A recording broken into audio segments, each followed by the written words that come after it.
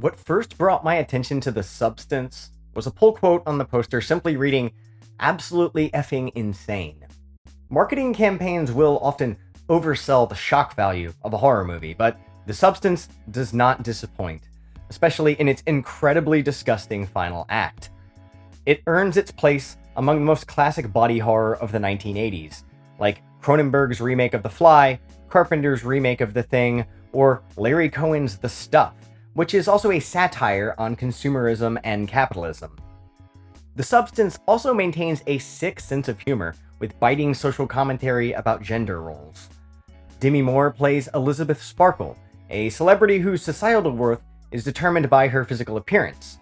She has a cracked star on the Hollywood Walk of Fame, but now performs in highly sexualized workout videos.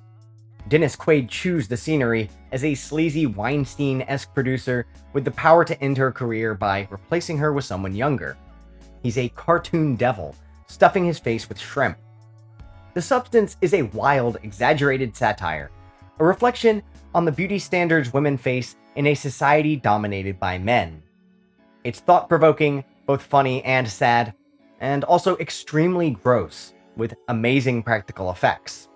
The science fiction and body horror elements come into play when Elizabeth is given the opportunity to clone herself through a single injection. Her consciousness can only live inside of the younger body for 1 week before she must return to her older body so the younger one can recharge. There are parallels to the rise of Ozempic and other similar weight loss injection drugs, but also the plastic surgery and beauty industry as a whole. The duplication scene in which the clone is born on the bathroom floor is hinted at in the poster. Margaret Qualley plays the young, beautiful replica who gives herself the name Sue.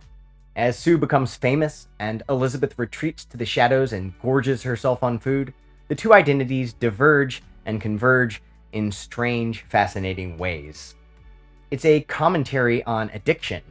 As her mind is split between two bodies, she becomes two different people who despise each other. The bright plastic sheen of Sue's artificial world is juxtaposed with Elizabeth's mundane prison, in which the color is drained out of the frame. The ending goes way over the top with blood and gore, and the movie might go on a little too long at 2 hours and 20 minutes, but those with the fortitude and appreciation for great horror should enjoy it. No one walked out of the theater in the screening I was in, but I can imagine it happening. The Substance is French director Coralie Fargeau's second feature-length film. Her first is a rape revenge tale titled Revenge, inspired by classics outside of the genre, like Mad Max, and Steven Spielberg's minimalist debut, Duel.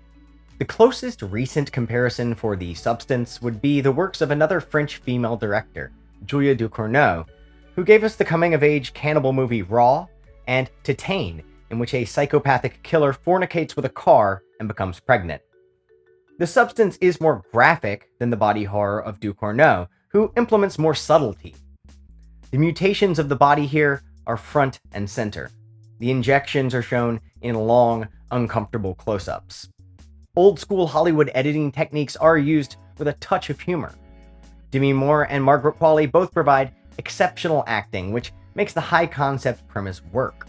The trailer was effective in establishing the hook, using the same voiceover which is in the movie while only hinting at the more gruesome nature of the conclusion. The Substance kicks off an early start to spooky season and is probably better than any mainstream reboot or sequel which will drop in the lead up to Halloween. It's an original idea from a single writer-director with an uncompromising vision, and I'll be first in line to see whatever Fargeau puts out next.